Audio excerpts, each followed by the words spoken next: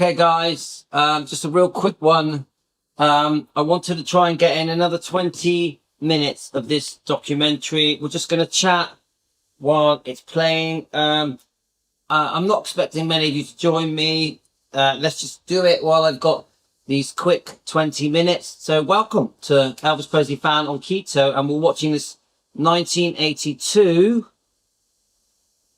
Graceland documentary.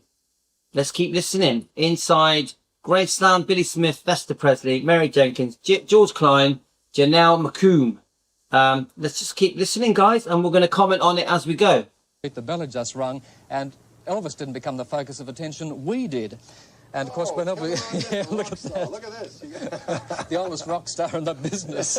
Now, after leaving school, Elvis's first full-time job was a truck driver at the Crown Electric Company. Now, I'm just going to show you a little photograph here. This is not the Crown Electric Company now, but it was right in this building we're going to see now, coming up on your screen. This is now B&H Hardware, but that's where he had a job at the Crown Electric Company as a truck driver just after he left high school. Oh, right. Boy, you've done some research here. Now, I know that. Sun yeah, now, it was during a lunch break that Elvis presented himself at Sun Recording Studios on Union Avenue in 1953. Now, he went in to make a record for himself, and it cost him $4. Then, just a year later, in 1954, when Elvis was 19, he made his first commercial recording right here in the studio. I'm just about to take you in now. It was right there in that... Guys, this is fascinating. Seriously, this is fascinating. That studio he made his first recording. It was a song, if you remember, Don, called That's All Right, Mama. Yeah, this was owned by Sam Phillips, these studios. Yeah, those studios were owned by Sam Phillips in those days, not now, of course. He owned that radio station that we were listening to downstairs in that games room. Yeah. We're just having a look there at some record racks of country and western singers, because they record a lot of country and western here at the studio in Sun. Right. And that's the control booth you saw just there with that glass panel. And this is where Elvis would have stood with his musicians, making that first hit, That's All Right, Mama. And, you know, the funny thing about this, Don, just after he made that song, within 2 weeks of recording that song, in July of 1954, that record was on the country music charts here in Memphis. So, guys, I'm just quickly letting people know that we're live. Quickly, just so we'll keep watching whilst I'm letting people know, okay? And it was number 3 within 2 weeks of recording it, and that's where it really began, in that Sun studio on Union Avenue. In the new movie, This Is Elvis, of course, they shot some scenes in there. What's now, this? As a result of that first record, Elvis made his first professional appearance at the bottom of the bill as a support at the Overton Park Shell on the 30th of July, 1954. Hardly the International in Vegas, is it? Yeah, I know, and just to support... He was supporting Slim Whitman, by the way. Now, within 2 years, Elvis was making so much money, he bought his first home on Orbiton Drive, a lovely suburb, by the way, and that house cost him $40,000, which I guess then, Don, was a lot of money. Yeah. A year later, he bought... Tell you what, this documentary is so packed with information. It's like just took us through Sun Studios. Now it's quickly jumping through to his first house that he bought for $40,000, Orbiton Drive. It's like, it's too fast. It's like a lot to take in. Bought Graceland. Now, with all the money coming in, Elvis could now indulge his fetish for Cadillacs. And we went into the place where he bought them, and I spoke to a salesman. Here he is. This is Pat Massey. Right. And he told me that he sold Elvis about 100 We've got about 20 minutes. Oh, I'm like, what's the average price of Cadillacs? Now, wait a minute. In one weekend alone, Don, Elvis bought 14 Cadillacs in a weekend for his friends. Wow. Naturally, by the way, he got a bit of a discount, I believe. Yeah, I would hope so. And when he bought the Cadillacs, he wanted those cars... He wouldn't wait a second. If those cars couldn't be delivered, he'd go somewhere else. He wanted the cars straight away. As soon as he made up his mind, he wanted the Cadillacs. But 100 of them he bought here at this Cadillac place. 100 Cadillacs here in Memphis. Yeah. And imagine the money Howard Massey must unbelievable, have guys. Of course, they give him good service. Elvis became so well known, he found it impossible to go to the movies as we would do. Let me just pause this. So like, we're going through this in sort of 25-minute slots, Pat. We're just sort of discussing it, playing it. I think I'm going to probably do it in 3 or 4 lots. This is part 2, in case you don't know. By this little theatre after midnight, so he and his friends could watch movies till... Look who's appearing there, Don. Australia, AC/DC. Is that right? And there's the little door on the right where Elvis used to go in after midnight with his friends and so on. Billy Smith probably went in there with Elvis. And the favourite movies... Probably did. The westerns.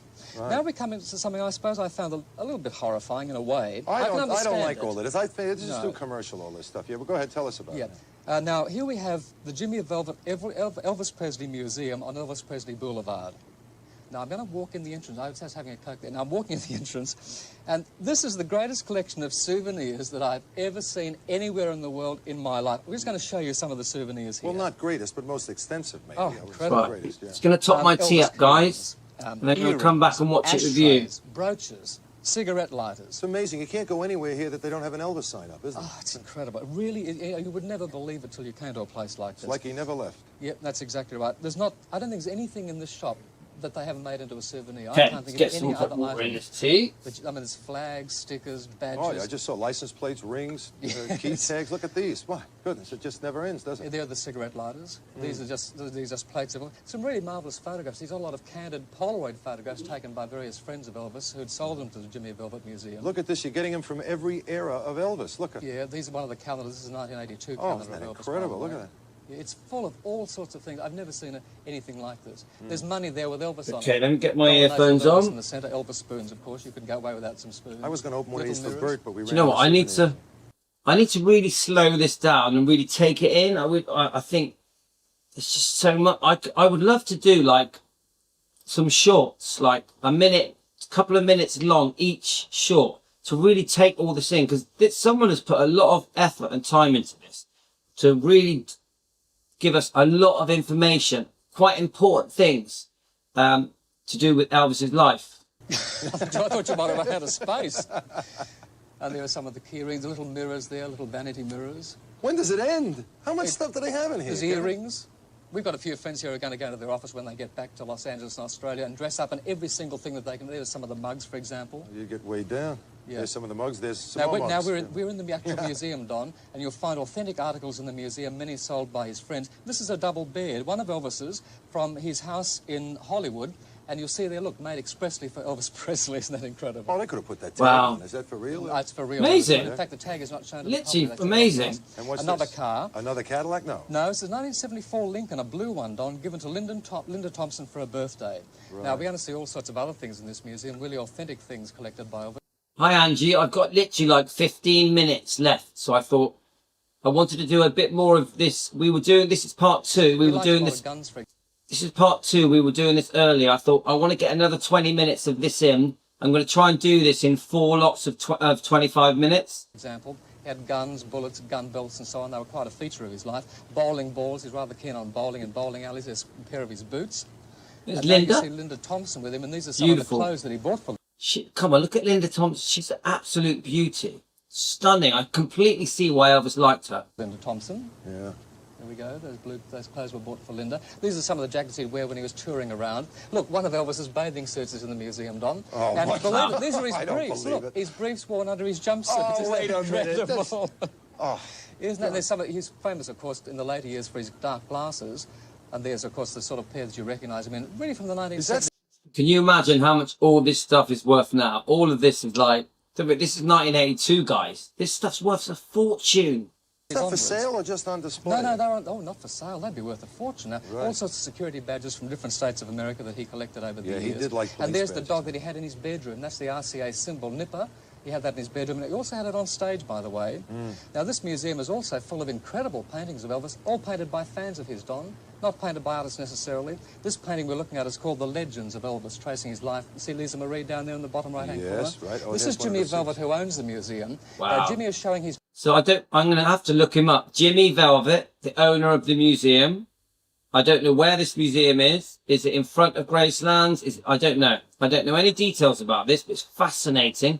That jumpsuit now is probably encased in a glass shell in Graceland, isn't it?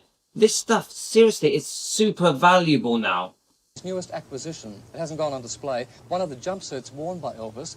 I don't know if you know, Don, but there were 56 jumpsuits made from 1971 up to Wow. 1977. How does this guy get all Fascinating. of this stuff? How does he get it Well, home? it's mainly, he said, from friends of Elvis and people who used to work with him. And now we leave the museum Yes. and we go to Angie, I'm a gonna come fresh with area you. in downtown Memphis to Elvis Presley Plaza. Now, here you find quite a reasonable sculpture of Elvis. In fact, it's quite stunning, this one. It stands about 9.5 feet tall. And this is the city's tribute, Memphis's tribute to really, Don, what you must call a phenomenal entertainer, Well, he to just... Elvis Presley. It's like I So said, there the we legend are. just lives on. Angie, we make a bit of a joke of it, yeah? But I've always said I should go on my 60th birthday. Yeah? So obviously I'm 58 in July 10th. So I want to go for my 60th birthday. That's what I would like to do. Thank you, it's just Kevin. I incredible, hope you all enjoyed that. That was, where are we? We're over here. That's terrific stuff from Kevin. That was brilliant. We're going to be talking when we come back to one of Elvis's closest friends and confidants, George Klein. Thank you again, kid. All right, so George Klein, we all love George Klein, don't we? Come on, Elvis's friend at school as well. How many people know Elvis as well as George Klein did? Almost nobody. Let's keep listening, guys. Kevin will be taking us someplace else with us too, so don't go away.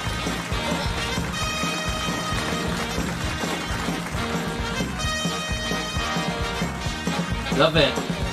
Woo!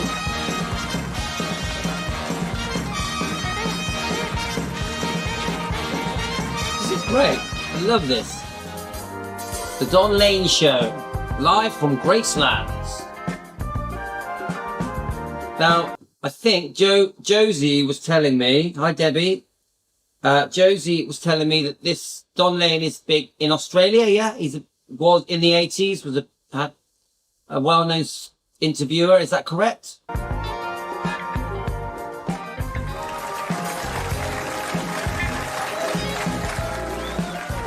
I like him, he's a nice guy.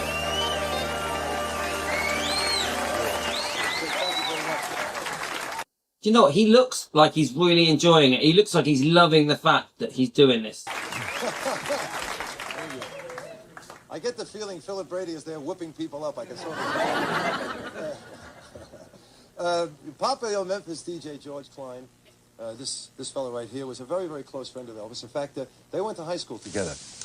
George was on radio as a DJ, and he was one of the first to play and to plug Elvis's records. Now, George spent a lot of time here at Graceland. He spent a lot of time with Elvis, and he was one of the select few who was invited to the Elvis and Priscilla wedding. And in fact, I'll take a picture of Elvis George. was the best man at George's wedding. So interesting. Elvis was the best man at George's wedding. That's it. There you got a picture of it. Is that's the wedding? That's exactly. Okay. Anyway, would you say hello to? They call him GK here. His real name's George Klein, and he's a beaut bloke. Say hello to George, will you? Hey.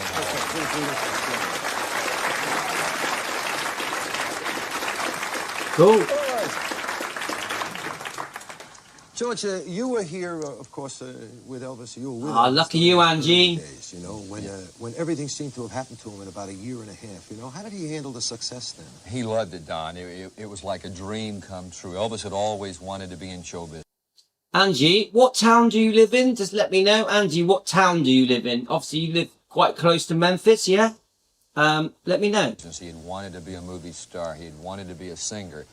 And when it started happening, it was just like a fantastic situation, a dream that you'd always dreamed about. Here it's coming actually true. Would he say that? Would he Oh, yeah. He couldn't believe. At times, we would drive up the gates of Graceland or their home, and he would turn to me and he'd say, "Hey, GK," he said, "Man, I can't believe this is really happening." And I said, "Elvis, I can't either, but it's great, man." You know? I love seeing George Klein looking young and healthy. He looks really well, doesn't he? We miss him. We miss him. And it's sort of affected him. We got a little piece of film we want you to see here. This is from the This Is Elvis movie. It's Hy Gardner doing an interview. You probably remember this. That's a funny interview. And it was a split screen, but it's very early in the piece when he Yeah. just makes some success. Have a look here. Okay. Look at this. George, he was talking about having trouble sleeping there. Was that true? Did he have a lot of... Even Yes. later he had trouble, did he? Yeah, well, in the early years, he had trouble sleeping, and he had a tendency to walk in his sleep. And this actually happened before he went into the Army. He didn't have the problem once he came out of the Army. But before going to the Army, and everything was so exciting, and there was so much tension and so many things happening, like he just sit there so fast and so quick, that he really had trouble getting sleep tonight because he didn't know what was going to happen the next day, where it would be Ed Sullivan or Steve Allen or a Paramount Motion Picture. We didn't know. Things were just snowballing. Sorry, Kurt. My son Giovanni, he makes me laugh. He's so clumsy. I always know when Giovanni's going to walk in the room because something's going to fall on the floor. You all right, mate? And the excitement was so great that it was hard really to get to sleep at night. Did you ever see him sleepwalking? Yeah, well, one time I spent the night with him over in this other house on Audubon Drive. He's like his before he mum. moved here to His mum's Graceland. like that as well. We were getting ready to go to Hollywood to do the motion It's picture. cute though, isn't it? House It's Run. cute. And I was sleeping actually in the same bed with Elvis because that house didn't have as many bedrooms.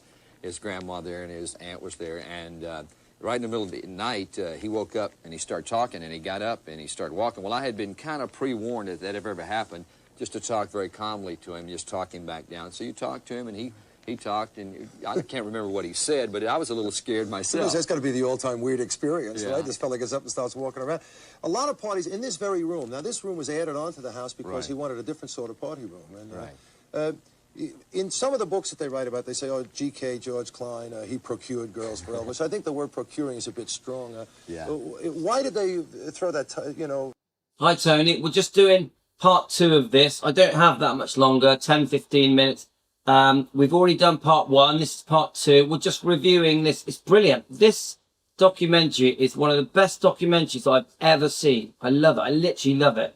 Sort of give you that label. Well, actually, what happened, Don, was I had a TV show here in Memphis for 12 years, sort of an American Bandstand type show. Oh, like Bandstand, yeah, with kids dancing. And I had a lot of beauty queens on my show, and I ran into a lot of attractive young ladies, and a lot of them would express the fact that they would like to meet Elvis, you know. Yeah. So I'd say, okay, the next time he has a party at Goes without Graceland, I'll saying. call you and I'll invite you. And so Elvis would call, and he'd say, hey, we're going to have a party at Graceland tonight, and invite over some people. It was very difficult for him, I suppose, for him being the celebrity that he was, especially in this town, to be able to go out and meet girls. I mean, he couldn't go anywhere No, without drawing a he crowd. couldn't go to nightclubs, and he couldn't go to ballparks, and he couldn't go to social functions. No, it was almost impossible. So I've always thought Elvis could do whatever he wanted, but at night. So anyone that tries to call Elvis a vampire, yeah, because he had to live his life out at night. He did everything he wanted at night. So he didn't have a choice. The most famous man on the planet. Possible. So he had his own group of friends and his own parties within his own confine here at Graceland. And so consequently, I would invite a bunch of ladies up, and we'd have a party in this very room right here, or we'd be downstairs where you and Billy were earlier in the pool room or in the TV room. And I would introduce Elvis to the ladies. I'd say, Elvis, this is so-and-so, and this is so-and-so. And if he took a fancy to one, and he would spend a little time with her and perhaps maybe start dating her. And that's basically what Well, you introduced him to 2, I mean, that were pretty long-lasting ladies with him. After he got divorced from Priscilla, of course, you introduced him to Linda Thompson, who was his girlfriend for how long? Linda was with Elvis for a couple of years, right. And then, of course, Ginger. I just want to say, guys, I am a big fan of Linda. Please don't be upset with me. I think Linda's amazing. I fall out with people over Linda. Yeah, I support Linda fully. I even have her book that was sent to me by Linda, who is not happy with me because I support Linda. I think Linda Thompson is great. I love her. Well, that's a funny story about Ginger, Don. Actually, what happened was Ginger's sister really wanted to meet Elvis, and she had just won the Miss Tennessee title in the Miss America pageant. She was a very attractive lady. So we were going to have a party here at Graceland, in fact, in this very room. And so I called Terry. Interesting, guys. I said, Terry, would you like to come up to the party tonight? She said, sure. She said, but do you mind if I bring my sister? I said, no, the more the merrier. You know, she was attractive. I figured her sister would be kind of cute. So I never will forget the doorbell rang, and I went to the door and opened the door. And here is Miss Tennessee, who is gorgeous, but standing next to her is an unbelievable-looking lady, which is her sister, Ginger Alden. And he liked her better than her. So, making a long story short, we come in, I tell Elvis, you're not going to believe how pretty her sister is. Yeah. So what happened was Elvis fell in love with her sister, which happened to be Ginger. Guys, we are going to read the book. We are going to read this. We're going to do it in small sections, bit by bit. We're going to go through it. I love Ginger Alden. I think she's great. Do I think they were ever going to get married? Probably not. Do I think Elvis was well enough at that time in 1977 to have a full-on relationship where they get engaged, married, kids? Not in 1977. Do I think he could have got better? Yes, I think there was the potential for Elvis to get better in his 40s and have a proper girlfriend and have kids. But he needed some medical assistance, did he, guys? Let's face it. Unbelievable. Where were you when Elvis died? He died in his house. Where were you? I was at that time, Don. For a short period of time, I left radio and television, and I became a public relations director for a theme park here in Memphis. Yeah, Tony, they are close, aren't they, Tony? They're like almost kissing. And I got a call at the park from a couple of TV stations. They said, hey, George, we have a wild rumor, unconfirmed sources, that Elvis has passed away at the Baptist Hospital. And I said, oh, it couldn't be. You know, we'd heard those rumors many times before. Yeah. So I picked up the phone and I called Graceland. And when I called here, Elvis's daddy's girlfriend, Sandy, answered the phone. And there was a quiver to her voice, and it kind of upset me at that moment. And I said, Sandy, this is George. And she says, yes, it's true. Oh, wow. And you could have, just like somebody stabbed me with a hot knife or something. I couldn't believe it. I just felt cold chills all over. Did you come here? So I immediately got in my car and I broke every speed law in Memphis. I didn't care. And I zipped out here at about 100 miles an hour. And when I came in, everybody used to always come in that door over there. Yeah. And I came in, and as I came in, everybody was over in that area, in that tan chair right over there, was sitting Mr. Presley. Oh, wow. And he was crying his heart out. Sad. Heartbreaking. I saw that, heartbreaking. I just fell apart myself. And it's just, it's heartbreaking, isn't it? It's like, almost like an out-of-body experience. You feel like it never happened, but it did happen. And the whole world was rocked.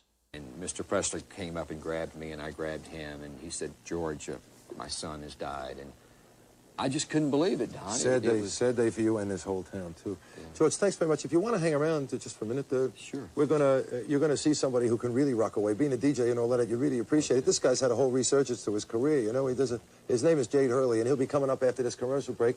Thank George Klein, in case we don't get the chance to do it later. GK, good friend of Elvis Presley. George Klein, you. Thank you very much. I really enjoyed that. I love George Klein. I'm a big fan of George Klein. Hey, welcome back. So, Richie boy, just so you know, we're going through this documentary. I love it. 1982. It's called Inside Graceland. I absolutely love it. It's one of the best documentaries I've ever watched. Don't like it. I think you like it. Well done, Georgie. We're back with George Klein. George, in the later years, of course, there weren't a lot of press conferences with Elvis. We didn't see them, but a lot of people think that he avoided the press. But he handled the press very well, didn't he? He had a very good rapport with the press, Don. He was in motion pictures for 10 years, so consequently he didn't do press conferences. Once he started touring again in 1969, 1970, the Colonel would in various cities, selected cities, the large ones, he would allow Elvis to do a press conference. And one of the toughest ones, I think, that he faced, but he handled so well, and I think that you'll be able to see this, was the New York press corners. You know, they are probably the toughest in the United States because they can pop questions at you. But Elvis had a knack for taking their questions and turning them around and making them funny. He had a great wit about him, and he could win the press over just like that. In fact, if you've got some film of that New York press conference, you'll see what I mean. Yeah, here, we'll take a look at it now. Love it. Absolutely love it. I love this bit. You know when he stands up, he says, I plead innocent. I did that at my wedding. When I did my wedding speech, and I came out to do the speech, I said, I plead innocent of all... It was brilliant. I loved it. Anyway, thanks a lot, George. I really appreciate you coming and everything. It's been terrific. And I want you, this will be a little treat for you. This guy, Jade Hurley, he's been just packing them in every place he ever works, you know. He sits down behind this piano, and he just tears them to shreds. Being a DJ and a fan of rock music, you're really going to appreciate this. Well, Don, where we are now is the room that's just being set up, actually. It's just been set up in the last couple of days. Yeah. I keep feeling about that delay again. Yeah, that's all Where right. we are now, we're in the trophy room. You've got all sorts of things. I mean, a letter from Richard Nixon from the White House. Oh, it is too. Invitation to the inauguration of Lyndon B. Johnson. Letter from J. Edgar Hoover and so on. And just over there, by the way, is something from Australia I thought you might be interested in. That's from RCA Australia. You've got the big gold map in the middle, of course. You know what that is. And each of those albums in Australia had sold over 1 million copies. So That's RCA presented that to Elvis. And that, of course, was amongst his prized possessions in here. This, as I say, has just been set up a couple of days ago. Things were in another area. This isn't even finished yet, is it? No. Eventually, this will be a place that people have to walk through to see all of these things. Yeah, when they come to visit Graceland, look at this, plaques plaques here for every one of these represents. These are the Golden Boot Award from RCA Records for different songs, different albums and so on, for the legendary performer, as they called him. Yeah. You've got stuff from all over Australia, from all over the world and so on. And what I want to show you now is just a little bit of film that we made just a couple of days ago. And this is where all this stuff was originally. This was across in the racquetball court while they're waiting to store it. This has been the storeroom for Elvis's incredible collection of memorabilia, awards, trophies. I mean, it's just never-ending, Don. And in a moment, you'll see me down there with a TV set, which was presented by RCA for him selling 50 million records, which is quite a while ago. Wow. In boxes, there were 145 gold and platinum records. There were 5 Grammy Awards I found. So I keep saying it, the value of these items now, and if you look at them now, they're all just sort of chucked into this giant room. I'll tell you what, they won't be like that now. Now everything will be boxed and documented in a big glass chamber, everything will have a very, very high value. It's amazing. And if you look at this room, it's just thrown on the floor. Found. There's a huge painting of Elvis, which dates back to about 1976. There's awards from record companies for sellout concerts, for his karate activity. This, by the way, is inside that the racquetball court. Yeah, this is before the stuff was sorted. I wandered around there for days. You can't get out of that place. I mean, it's just, there's so much stuff.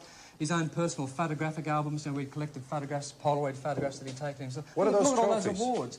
They're for everything. That's, as I say, Wow. for sporting organisations, for Seriously, guys, that is amazing. I find that phenomenal. karate, for selling 1 million records of this, for his best films. There's a Bing Crosby Award down there, the Bing Crosby Award of 1971. This is where all this stuff we're setting up in here comes from. That's the racquetball court. Right. There are a couple of awards there. I mean, there's just so much stuff, it's mind-boggling. And, of course, they've set up this thing in here this way with all of these, there's paintings in this place, and there's also all of these... That's a painting from 1967. And these, a rather good painting, actually. That's excellent. And these mannequins here, like there's the leather suit that he wore in a Hawaii Special, his army uniform. Here's the other thing here. Yeah, it's really interesting. What's this stuff here, Kevin? Well, look, this is a whole lot of petitions, thousands of petitions asking Elvis not to go into the army because these fans didn't want him to go to the army. But look, I've got something I want to show you here. This is from Australia. Yep. Okay.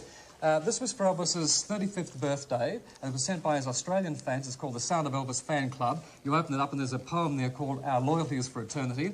And then look at these all Australians who sent this book in 1967. These people are going to be seeing themselves from 1967. That's something. I mean, here, there's a leopard skin suit you probably borrowed from Elvis, I think. Fascinating, guys. Fascinating. Stark, vice president of the club. Oh, she's from America, this one. Here's one from Launceston, Tasmania. This is Maureen Taylor. Maureen, where are you? I wonder how many of these people would recognize themselves in this book, or how many of these people... It'd be interesting to meet some of them in Australia, wouldn't fantastic, wouldn't it?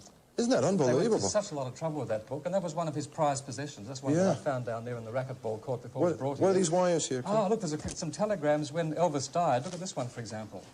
My deepest sympathy I feel for you. Take care. Elaine Green, Tasmania. They've saved all of these wires. Look at all this. the telegrams. What's this There's one? another one from the Sydney. The Carlton family, Sydney. Our Amazing, fascinating, guys. Fascinating. I'm only showing you the ones from Sydney, but there are others. Here's one from Isaac Hayes and a whole bunch of others. They've saved all of these wires, which will be on display. By the way, this is something that he would never travel anywhere without. This is a couple of silver hands joined together, presented to Elvis for his one of the 10 outstanding young men of the nation in 1970, presented by the United States JCs. And he was so fond of this, he carried it everywhere he went and just wouldn't go anywhere without it. Okay. So there we are, Don, just to look at a few of the incredible trophies. And soon the public will be able to walk through here and be able to see all of these things that they have. They're setting it up like a museum.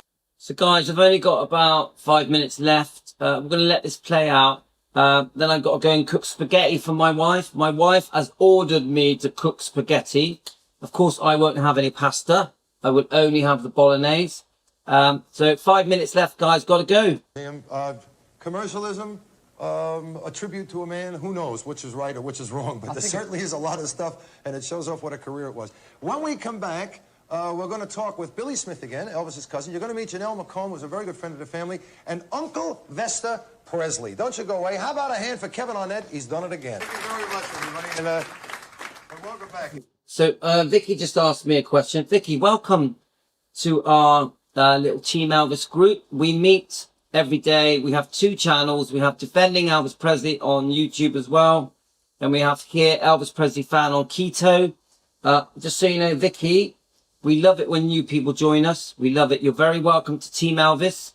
I am 57 years old. I'm 58 on July the 10th. I discovered Elvis when I was 4 years old. I've been a very, very serious Elvis fan since I was 4. Even when I went to school at 5 years old, I dressed up as Elvis. I would Brill cream my hair with Brill cream. I would wear a shirt with the collar up. And I had a bag with Elvis Presley written on it in glitter. In 1972. In 1972, I thought I was Elvis Presley, and I would go to school thinking I was Elvis. 4 or 5 years old. So my whole life, and if you look at my pictures going through my whole life, I have always had a quiff. Always. So welcome, Vicky. Welcome aboard. Billy Smith is back with us again, Elvis's cousin. Billy, why don't you introduce me to these 2 people? It's very funny, by the way. Miss McComb just said, we'll introduce you to me. Miss McComb just said, there hasn't been this much light in this room as far as she could remember. It was always sort of subdued in here, wasn't it? Right, it was kind of dark. Billy, tell me... This is Miss Janelle McComb, and she met Elvis when he was a little boy, and Vernon and Gladys in Tupelo. And she has remained very close friends with the family ever since. Oh, great. Well, say hello. This is Janelle McComb, everybody.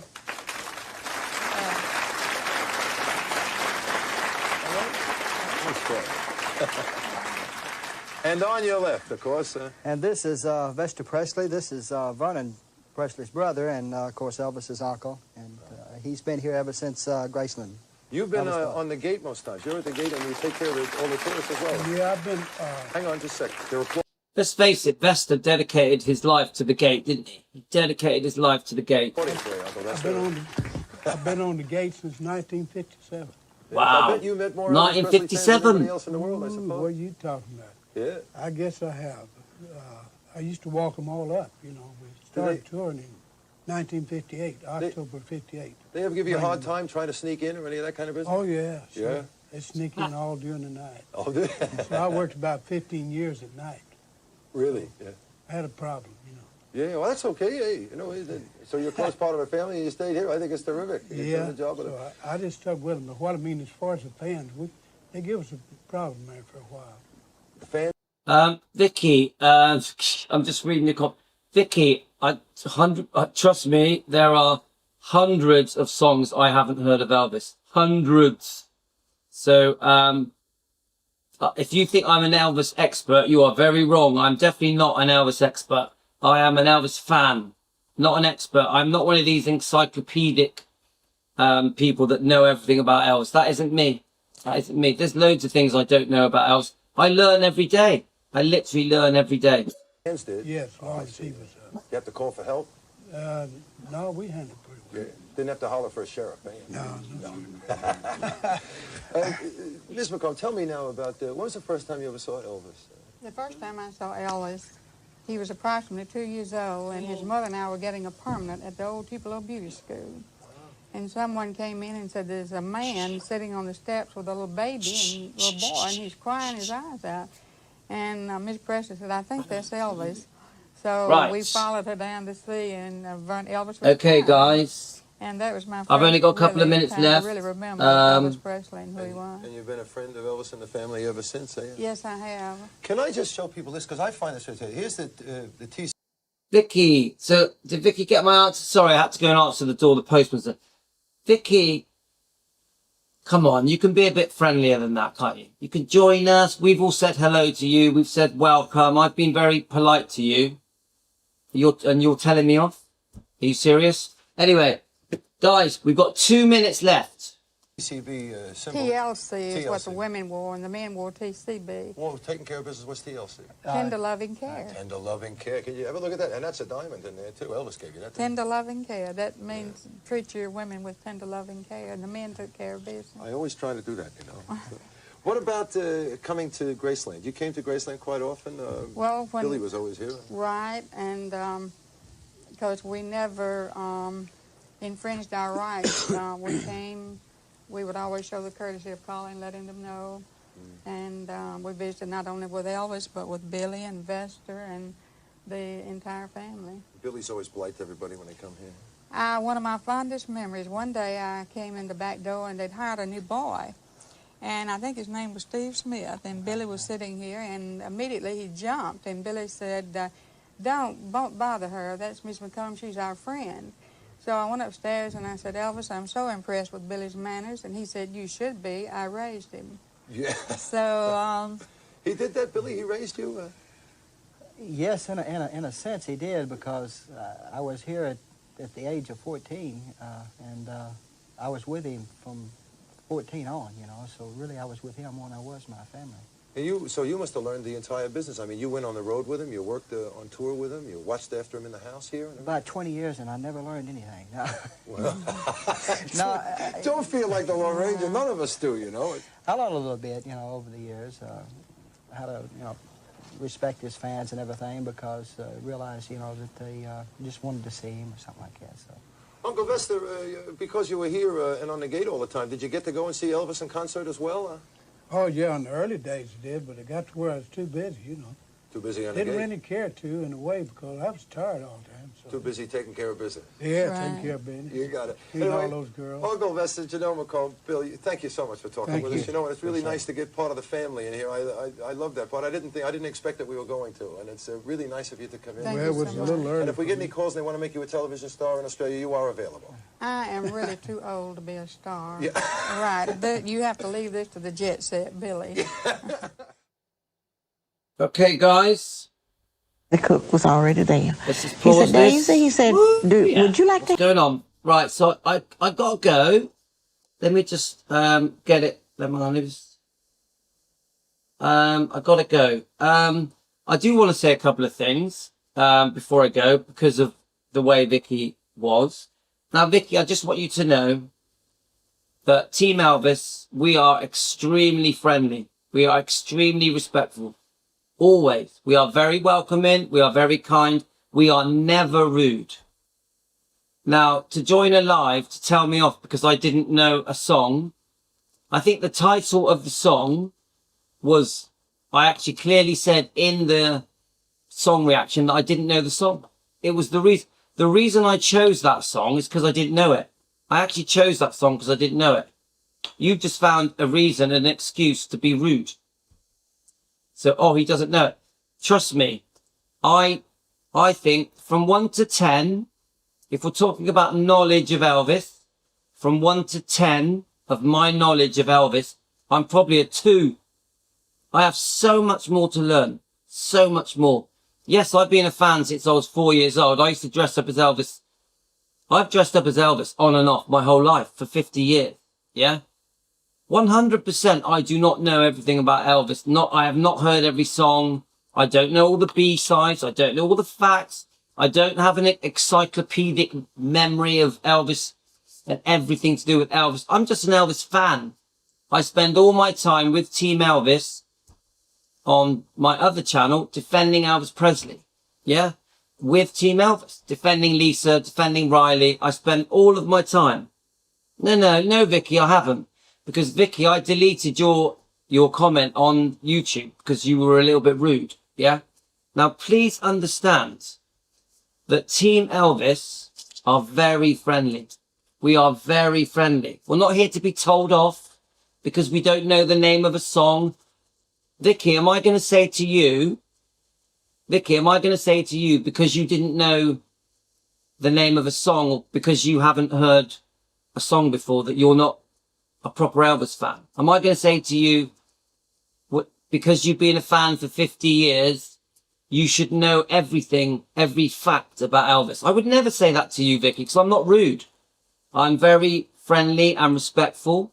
I would never insult you. I would never belittle you because you don't know. I'm very calm. I'm in a really good mood. But you know, we've had problems with some pretty nasty Elvis fans. We've had some very bitter, angry, cruel Elvis fans that every now and then join us. And you've just joined the group. You've just joined the group of unfriendly Elvis fans. Yeah? Now, what you should have done, Vicky, what you should have done is joined our group, introduce yourself, say hello to everyone. We would have welcomed you. We would have been very nice to you. We would have been very polite. We would have made you very welcome. That's the correct way to be. So you need to sort of correct your manners.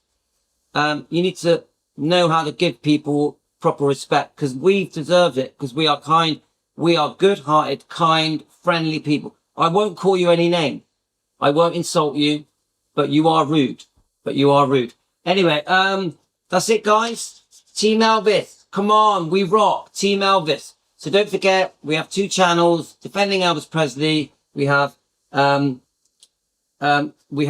Presley Fan on Keto. All of our channels are about love and defending the man that we admire and his daughter and his grandchildren. That's what we're about, guys. So, Vicky, I forgive you. I forgive you for your rudeness. Maybe you've learnt a lesson today. Okay, guys, I might come back later and read The Faith of Elvis, Billy Stanley. We may come back later on Defending Elvis and read it.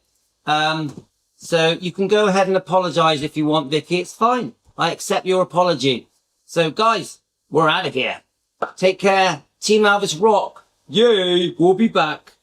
Thanks everyone. Love it.